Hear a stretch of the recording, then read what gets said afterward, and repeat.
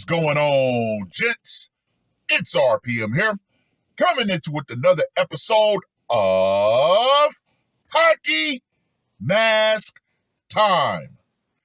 Now, before I get started, let us bow our heads and recite the HMT motto, shall we?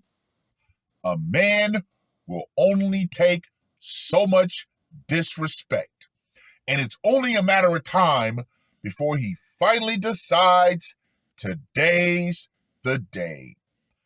Gentlemen, we are at the end of Shocktober.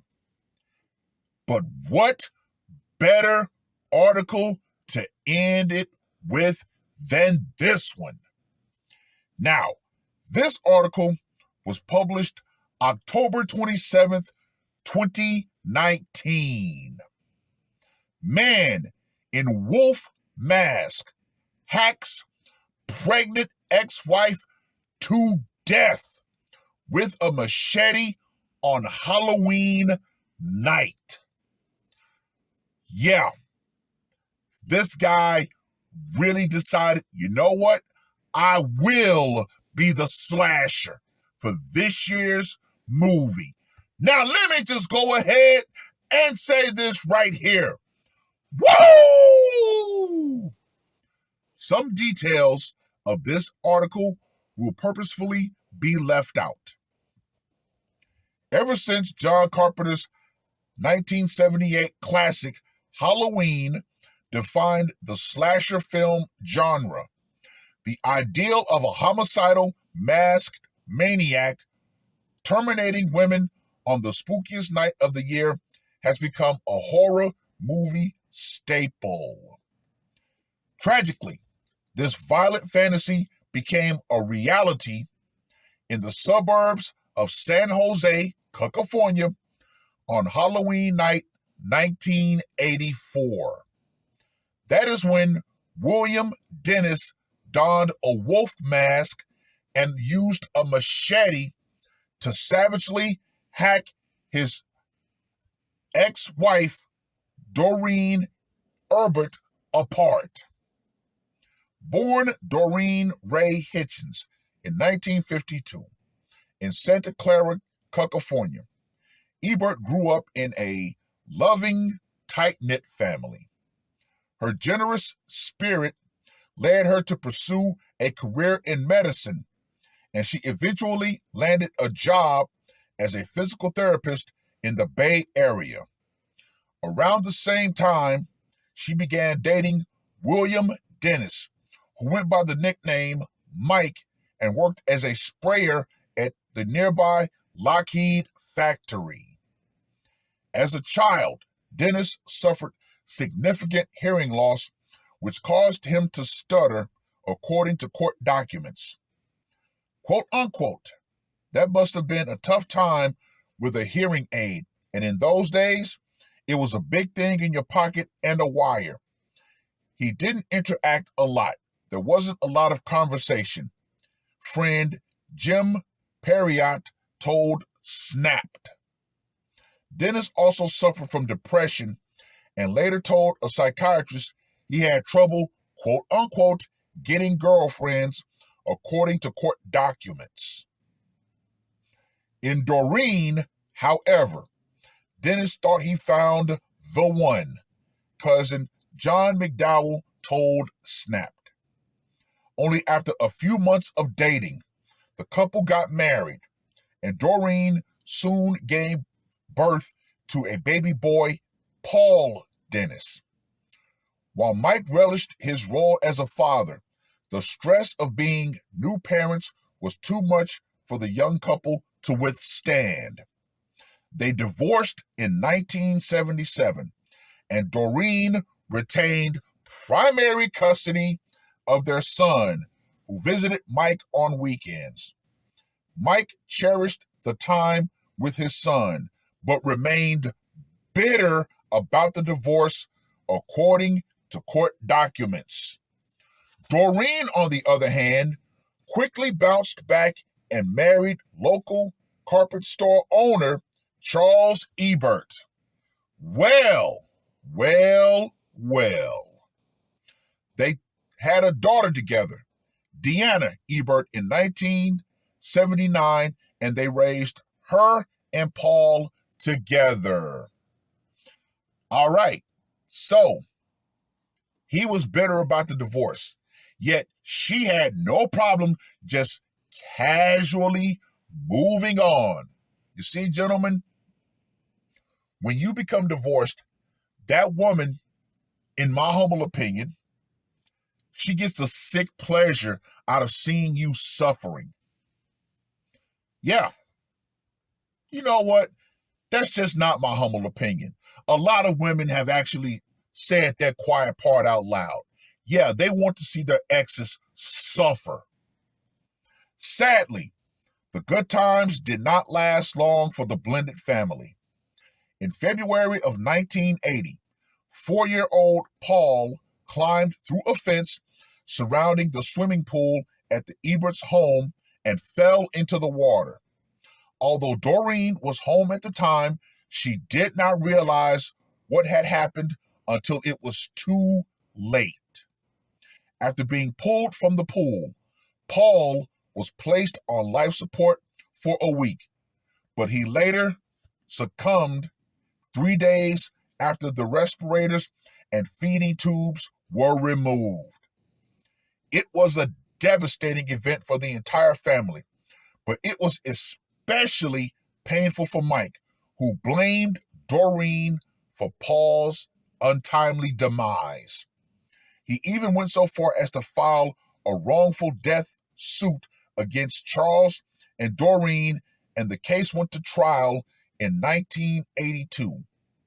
The jury ruled in favor of the Eberts, and the couple cut off contact with Mike. Talk about adding complete insult to injury. Over the next 2 years, Mike's life and mental health continued to deteriorate. He lost his position as a sprayer at Lockheed and had to take a salary reduction to keep his job, according to court documents. More than anything, a lingering bitterness continued to eat at him over the breakup of his marriage and the woman he blamed for Paul's demise.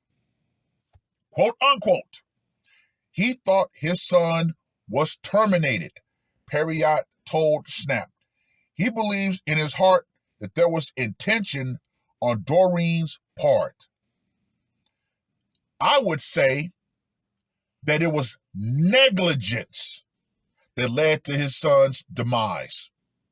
And yes, he has every right to be extremely bitter about it. The Eberts, however, had something to celebrate after so many years of trauma. In 1984, Doreen announced she was expecting a son following 2 miscarriages in the preceding years. Finally, she got pregnant. Charles recalled in an interview with the Lake County Record B. The baby was due in early November, just after Halloween. Doreen was under 5 feet tall, and as the birth date grew near, her sister teased her that, quote unquote, she was as far out as she was high, according to court documents. On Halloween night, October 31st, 1984, Doreen took 4-year-old Deanna out trick-or-treating while Charles handed out candy at home. After Doreen brought Deanna back to the house, Charles went to get more candy and stopped by the liquor store. He will later estimate he was only away from the house for about 15 minutes. Sometime around 9 p.m., there was a loud knock on the front door of the Eberts' home. Quote unquote, it didn't sound like a regular knock. It was a little more aggressive, Deanna Scott, now 40, told Snap. When her mother opened the door, a man in a wolf mask said, quote unquote, I'm going to offline you. In his hand was an 18-inch machete. My mom told me, well, she said, quote unquote, "Get out of my house." Deanna later testified, according to the news service UPI. My mommy told me to hide behind the couch, so I did. When Charles Herbert returned from the store, he noticed the front door was unlocked, and inside he found a bloody and horrific scene. Doreen lay in the entranceway. She had been struck repeatedly in the head and body with a large blade. Her left hand was completely severed, according to court documents. There was so much blood on the floor, Charles slipped and fell in it. He found Deanna still alive, hiding in the living room. Although Doreen still had a pulse, when paramedics arrived, she succumbed on the way to the hospital. That is all I'm going to read. However, this article is far from over. But I just have to say this. Well. Gentlemen, we have a man that was completely broken. His mental state was already somewhat bad when they first met, but the fact that she divorced him, and it doesn't give a reason, they just said, okay, they were struggling financially. But is that a real reason to divorce? Well, of course, according to women, yes, it is. And of course, she got custody of the kid. Unfortunately, the kid met an early demise. That further drove this man into complete insanity. However, the fact that she was able to just move on so quickly from the divorce, keep the kid, eventually lose the kid, and then continue on life like it was nothing, yeah, that drove him completely insane. What more can I say, gentlemen? What more can I say? Anyway, let's get to that scorecard, shall we? For location, he went to their home. I'm going to give that a 15. Method of execution, the machete of malice. I'm going to give that a 45. Psychological impact. The 4-year-old kid pretty much saw and heard what went down.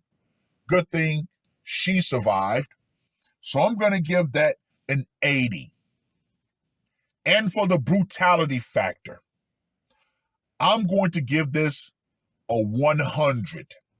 And when you fully read the article, you will understand why. So William, Death Dealer Dennis, gets a score of 240. That qualifies him for the Platinum Mask Award of 2024. Ah, yes, gentlemen. Unfortunately, all good things must come to an end in regards to this year's marathon. However, I did come across the perfect story to send it off. But as we all truly know, the termination train will continue to be supplied with fresh souls damn near every day because of the society and the world that we live in. A world that continues to kick dirt on men. A world that women continue to use, the legal system to absolutely destroy us. This woman, yeah, she had no problems absolutely destroying this man on the way out. And then bouncing back, as the article said, to marry somebody else, take his kid. Yeah, in the end, Mr. Dennis wanted them to experience the same misery and pain that he felt by losing his son. I mean, hey, what more can I say? What more can I truly say, gentlemen? Yeah, there are so many women who think that, oh, you know what? I can leave this man. Whatever happens to him, I don't care. As long as I get the cash and prizes. But then again, she quickly married somebody else. So the question becomes, how long was this guy in the picture? How long was Mr. Herbert in the picture? But that's neither here nor there. I'm going to reiterate. In the end, he wanted them to experience his pain of loss. And boy, did he go all the way with it. Well, I've rambled on long enough. You have to read the full article. Let me know what you guys think. And to you wives out there who think that you're able to just come into a man's life, marry him, have children, and then when things get tough, decide that you're going to just leave and take the kid. Oh, you women better understand this. And you better understand this crystally clear. The power you think divorce and family court is going to grant you, that will go out. Feminism and the idea that you're going to be able to use the family and divorce court system along with the Duluth model like a sword and a shield to attack your soon-to-be ex-husband, that's going to go out right along with it. Because once again, I have to say this. When a man no longer fears the consequences of his actions, he will act. Even if it is lethal action. It is what it is. That's all I got to say for this one. R.P.M. I am out. Woke up, murder on my mind, yeah. Losing all my hope, yeah. I'ma do the crime, yeah. Fuck the red or blue, I'ma take the black pill, yeah. Fuck the red or blue, I'ma take the black